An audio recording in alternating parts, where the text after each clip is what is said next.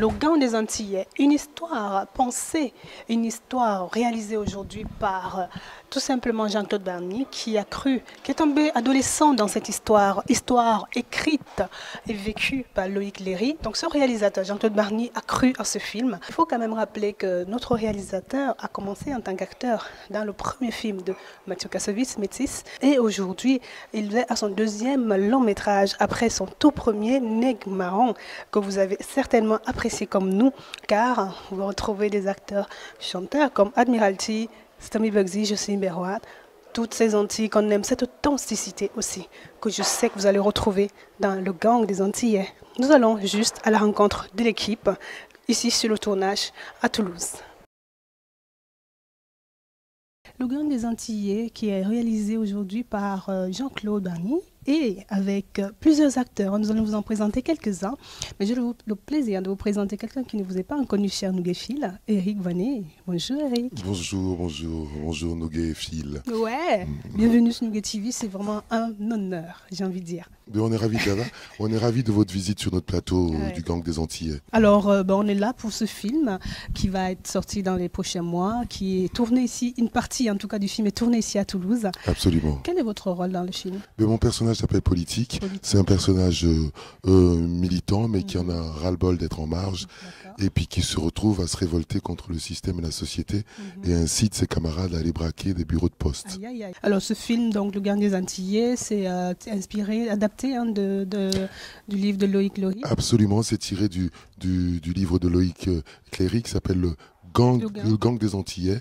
Et Loïc d'ailleurs est présent sur le plateau régulièrement pour nous conseiller sur la façon dont les choses se déroulaient à cette époque. Ça se passait dans les années 70, en fait plus exactement en 78 et c'était la période du Bumidum. Bumidum. Ouais. C'est quoi exactement cette expression? Parce que je l'ai vu pas mal circuler là. Je crois que si mes souvenirs sont bons, je crois que Bumidum veut dire Bureau des migrations des départements d'outre-mer. D'accord.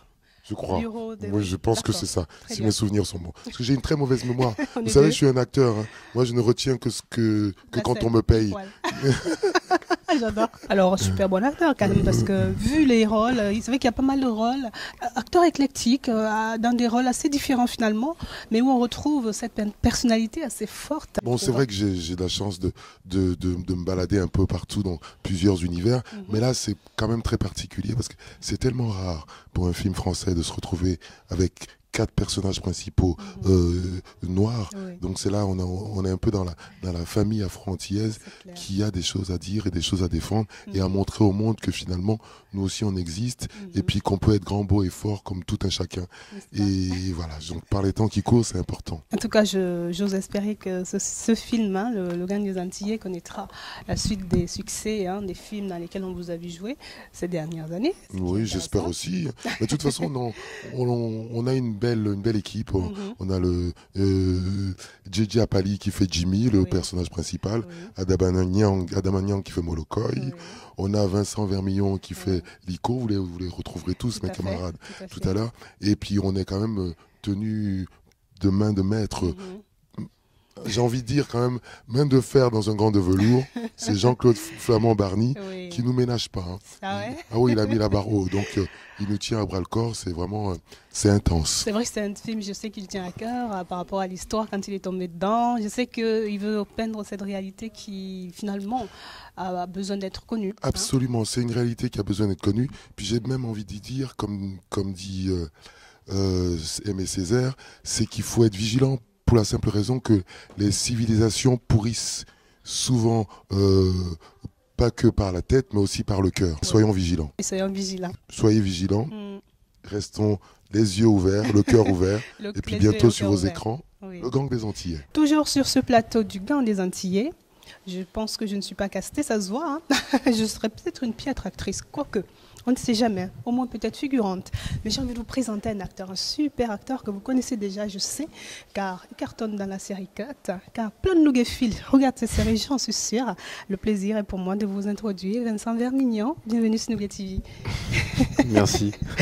Comment ça va? Ça va très très bien. Très Fin de bien, très tournage, content. fin de journée. Fin de journée, Fin oui, de journée oui, de oui. tournage. Oui, il reste encore plein de choses Il y à a tourner. encore plein de choses. C'est vraiment, ça a l'air d'une expérience ouf. Ah ouais, non, mais c'est génial. Alors? C'est génial. Ah non, mais c'est super, on est très très content d'être là. Ouais.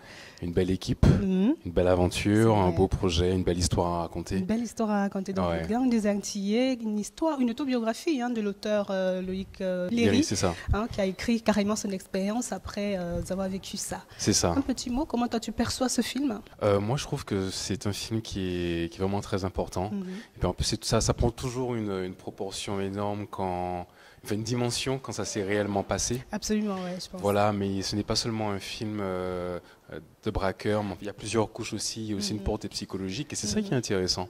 C'est qu'en fait, on a plein de choses à jouer, et puis on espère vraiment qu'il y aura un avant et un après ce film, quoi. Un avant et un après. Quel est ton rôle? Tu peux nous décrire un peu le rôle que tu as dans le film? Alors moi, je joue le rôle de Lico. Oui. C'est un peu un idéaliste, très peace, très cool. Il rejoint cette bande pour se faire un petit peu de sous, mais il n'a pas forcément envie d'agresser les gens plus que ça. D'accord. Donc il essaie d'arrondir les angles avec les différentes personnalités qui constituent le gang. Et voilà, c'est un mec plutôt sympathique.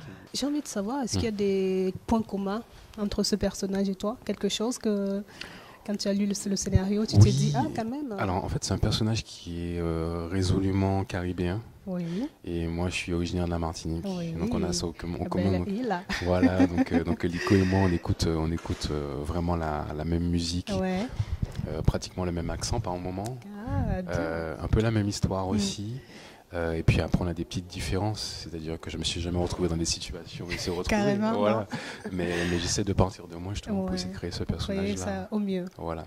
Et en plus, Lico, il a l'âge de mon père en fait. Ah ouais. Donc c'est vraiment la génération de mes parents. Et tes parents, ouais. Donc ces mecs-là, je les ai plus ou moins fréquentés depuis toujours. Ouais, depuis tout petit, tu les regardais de en haut de, je sais pas, 7-8 ans peut-être. Voilà, donc maintenant je joue pratiquement mon père à l'époque. Ah ouais, c'est génial. Voilà, retour vers le futur. Parce que justement, les Antilles que tu vois dépeints dans le film, c'est ce que tu connais, toi. Oui, c'est ce que je connais. C'est très très fidèle. D'accord. C'est très c'est fidèle. Génial. Et justement, c'est vraiment bien de tourner à Toulouse. Pourquoi c'est bien de tourner à Toulouse? Parce qu'on est plus au calme qu'à Paris. Et ce qui est bien, c'est que ça nous permet vraiment de nous concentrer sur ce qu'on a à faire. Ouais. Vraiment. Et Jean-Claude l'avait dit, Toulouse nous pousse à être vrai. Et vraiment, je suis dans des conditions optimales. Pour performer, j'espère. Le Gang des Antillais, j'ai envie de faire un clap comme ça parce que c'est vrai, quand on est sur un plateau de tournage, il y a beaucoup de claps, beaucoup de silence, beaucoup d'action, beaucoup de c'est bon, c'est la fin de journée. Mais pas pour tout le monde, car nous sommes encore sur le plateau de tournage de ce film qui est en train de se tourner dans la ville rose Toulouse. J'ai envie de vous présenter quelqu'un d'important. Je pense une des personnes sans qui le film n'aurait peut-être pas eu lieu. Tout simplement le producteur du film. Bonjour Sébastien. Bonjour. Sébastien Noumou. Donc, producteur, comme on dit, parce que je sais qu'il y a plusieurs types de producteurs. Comment ça serait ton rôle à toi? Moi, je dirais producteur délégué. Producteur délégué. On a eu avec la société de production l'initiative du film qu'on a développé pendant 5 ans. Donc, très bien. C'est vrai que c'est un film. Qu'est-ce qui aurait pu déterminer? Parce que c'est un film qui est tiré et adapté d'une histoire vraie, autobiographique de Loïc Léry sur les gangs des Antillais dans les années 70, 78, on m'a dit. 60, c'est ça, fin des années 70. Fin des années 78. Qu'est-ce qui fait qu'on a envie de croire à un tel projet? Ce qui fait qu'on a envie de croire à un tel projet, d'abord, c'est le réalisateur. Le réalisateur, oui. Parce qu'il nous a donné envie avec son projet. Ensuite, c'est ce qu'il avait envie de porter comme message, comme personnage, comme histoire. Ça nous a donné envie également. Parce que c'est vrai que c'est une histoire qui nous parle de personnages qui sont universels, qui transportent des désirs universels. Et à partir de ce moment-là, la combinaison de ces éléments avec le talent du réalisateur faisait qu'on avait envie de l'accompagner sur ce film. Je peux comprendre. C'est vrai que d'après les quelques lignes que j'ai lues de cette histoire, et son envie et son ambition était justement de dépeindre cette société franco-antillaise, parce qu'il y a un petit peu de vie parisienne, un petit peu de vie dans les Antilles. Alors, avec un regard extérieur d'afro-caribéen, je dis afro-caribéen dans la mesure où tu travailles beaucoup avec, j'imagine, le milieu caribéen aujourd'hui, même si tu es du africain aussi. Tout à fait. Comment tu perçois ce tableau de la société qui a été peint par Loïc? Je le perçois, comme je l'ai dit au départ, comme quelque chose d'universel. C'est-à-dire que quand j'ai pris connaissance du projet, ce qui m'a intéressé, c'était qu'effectivement, on raconte le parcours de Loïc Léry et toutes les problématiques qui ont été engendrées par le Bumidum, donc qui était une politique migratoire. Tout à fait. Mais au final, ce qui était intéressant dans le projet, c'est que ça n'a pas seulement été les Antillais qui ont connu ces problématiques d'intégration, alors qu'eux sont français. Tout à fait. Mais aussi les Africains, que ce soit d'Afrique subsaharienne ou maghrébine. Les Corses ont eu des problèmes d'adaptation, les Bretons ont eu des problèmes d'adaptation. Donc finalement, ça questionne sur comment est-ce qu'en France, on intègre les minorités, qu'elles soient françaises ou non, finalement. Ouais, tout à fait. Sujet de société, non? Sujet de société. Encore aujourd'hui, exactement. 2015 avec, c'est tout l'intérêt de produire ce film aujourd'hui, c'est parce que les questions qui se posaient dans les années 70 se posent encore aujourd'hui. Wow. Voilà. Et quel est l'avenir aujourd'hui pour justement cette vision pour vous dans les films, peut-être pour les futurs projets que vous allez accompagner dès que le Gang des Antillais sera en cours? Je dirais qu'on espère qu'avec ce film, on va réussir à toucher les gens. Faire passer un message, j'imagine. Faire passer un message, surtout que la diversité du cinéma peut exister, et montrer qu'on peut faire des films de qualité en parlant de la France telle qu'elle existe aujourd'hui. C'est un peu le but de ce film, parce que le film s'appelle Le Gang des Antillais, mais à l'intérieur, on retrace un portrait de la France des années 70 et de la France d'aujourd'hui qui est multiculturelle. Multiculturelle. Et on donne rendez-vous à tout le monde à l'automne 2016 pour la sortie du film en salle. J'ai envie de dire, rendez-vous est pris. Rendez-vous est pris. Rendez-vous est pris. J'étais ravi de partager ce moment avec vous et j'espère à bientôt. À bientôt. Les amis, c'est pas terminé. Maintenant, c'est le moment de déguster quelques extraits du Gang des Antillais juste avant la sortie officielle.